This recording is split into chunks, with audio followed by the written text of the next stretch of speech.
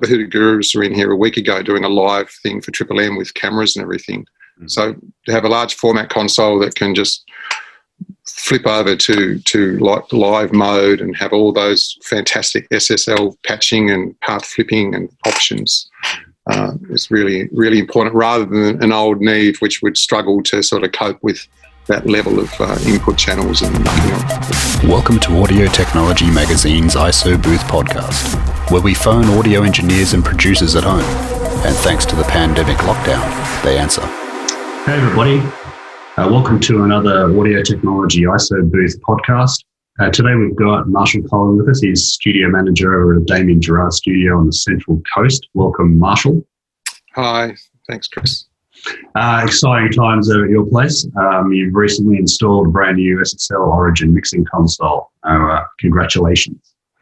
Thanks very much. I was just saying, yeah, it's great timing that just a session like half an hour ago. So the board's sitting here just on idling away, so we can actually have it in the shot. That's great.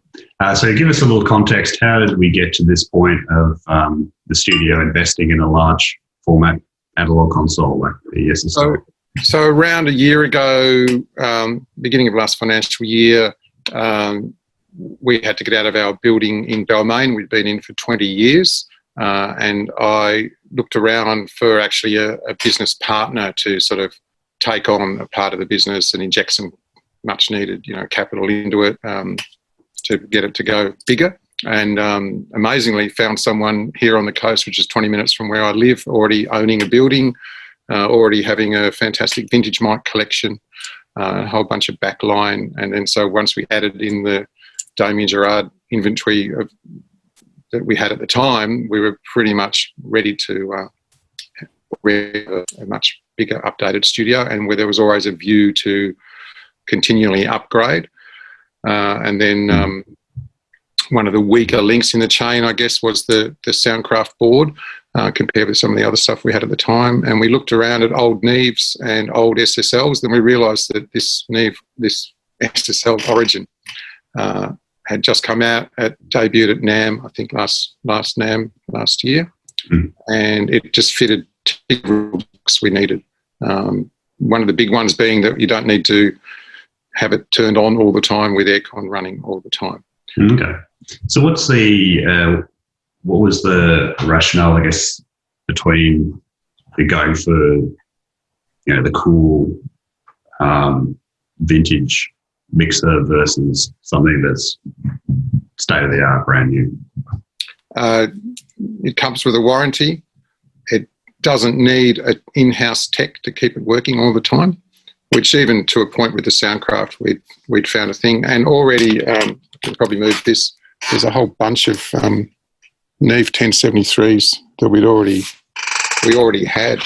That was probably the biggest thing. And then just reading the reports on how good they sound. They've got a dual-driven preamp now, so you can actually get a very warm preampy sound out of it. And also the fact that with the blog, we do a lot of, like the Hoodoo Gurus were in here a week ago doing a live thing for Triple M with cameras and everything. Mm-hmm. So to have a large format console that can just flip over to like live mode and have all those fantastic SSL patching and path flipping and options is really, really important, rather than an old Neve which would struggle to sort of cope with that level of input channels and mucking around. Gotcha. So it's more versatile as well as just being able to handle whatever you might throw at. And it sounds fantastic. Everything's +4, everything's balanced. There's just no issues like that. It's all D-sub on the back other than the mic ins. So to be able to configure it onto, we've got these really great, the Soundcraft patch bays that also have D-subs on the back. So to be able to just patch it in, everything normals up without, a month of soldering, which even putting the Soundcraft and the MCI tape machine together back in the day, I remember, weeks of soldering Elcos and things. So all of that added up, and the price tag on it's really reasonable. They took out the automation, they took out the dynamics that all the old ones had. They kept the E-Series EQ, they kept the bus compressor and the talkback compressor, all the things everyone loved about them. Mm-hmm. So what was the installation like? The only thing that was a concern was getting it into the control room, because there's the airlock's quite a bit of a corridor, so we couldn't really twist it around, and also getting the Soundcraft out. And you can see it's quite a big window there. And we thought, we'll just have to pop the glass on the window. And then the builders looked at it and went, well, see that other gap in the wall? Don't we just give you a new window? And the week in between, you can take one desk out and put the other one in. So that worked out fantastically. So we ended up with better sight lines, and we just found 8 guys floating around, because Jason's other business is a big safety company. So just got some ready hands, and 8 people needed to lift the Soundcraft, and we only needed 6 to move the SSL because it's lighter. And the wiring up was, all reasonably painless. The great thing about it is the D-sub thing. So we could actually plan that out really well. We had a couple that we were waiting on that weren't long enough. So we just had to wait a little bit to finish off some of the inserts, but we were up and running within a couple of days of getting it in here, just for testing and everything like that. We gave ourselves 2 weeks for the whole install just to be safe. But we were ready like the weekend before the week that we were meant to start. So I guess, how have you find yourself working a little differently now you've got the mixing console? Like, are you recording, using the pre's more than, say, the Soundcraft? Are you mixing with it more, or like how are you working? Definitely mixing with it more. We'd always used a combination of the Soundcraft pre's were always great on guitars and overheads and things like that anyway. But the other great thing about this, being all the, and they're all working really well. We did a really big session for the ABC for Little Quirks, which I think we had 12 people all playing live in the room. And eight monitor sends all going at once, and we just did it all on the console just to keep it really simple. So we didn't have to think about external pre's or anything like that. So the fact that it can do that means, we're just using the console more in general than we would have been before. Mm-hmm. And having a bus compressor, so of course you're going to want to mix on the thing anyway. So back in the early days of you and studios, I guess, having an SSL room was something to aspire to, and now? It was always something to aspire to, but DG's certainly in Sydney was always a mid-level studio, and to jump into SSL world, whole bunch of other stuff would have had to come up as well, and then but being able to move into a facility like this, which was already originally it was a television studio, so there was a lot of acoustic work already done, and we completely built and designed this control room from scratch and floated the floor and did all that sort of stuff. And there was the budget to actually have, the serious patch bays that you need to go with the SSL and the Neve preamps and everything like that. So everything could come up in the level.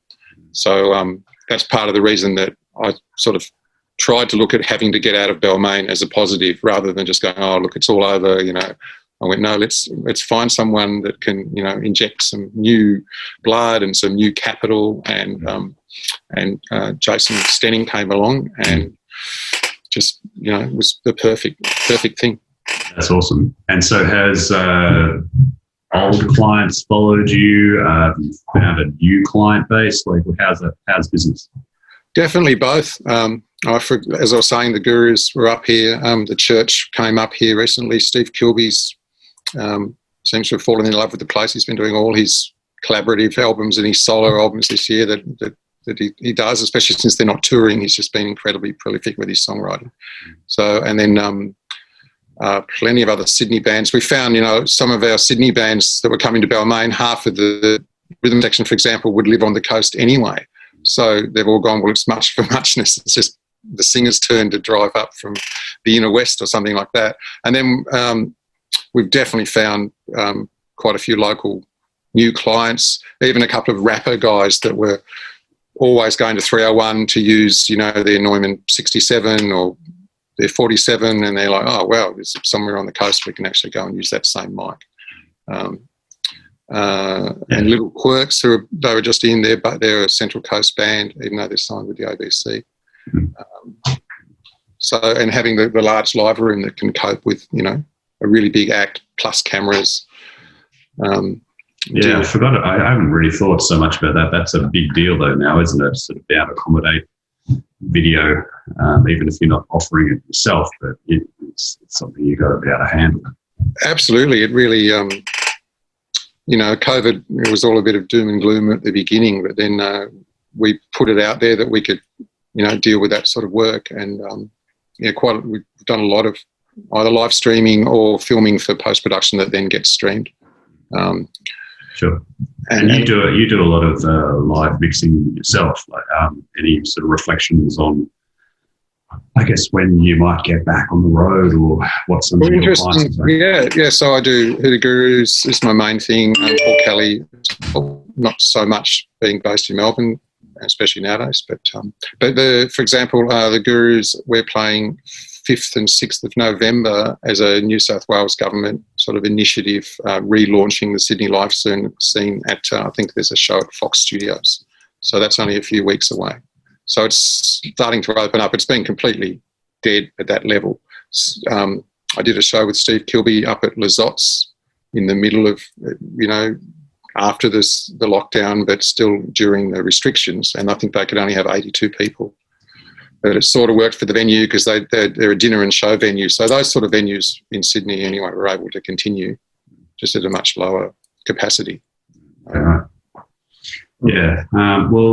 Thanks for checking in. I really appreciate it, Marshall, and all the best for business and the success of the new SSL room. And just wish you Godspeed and good luck.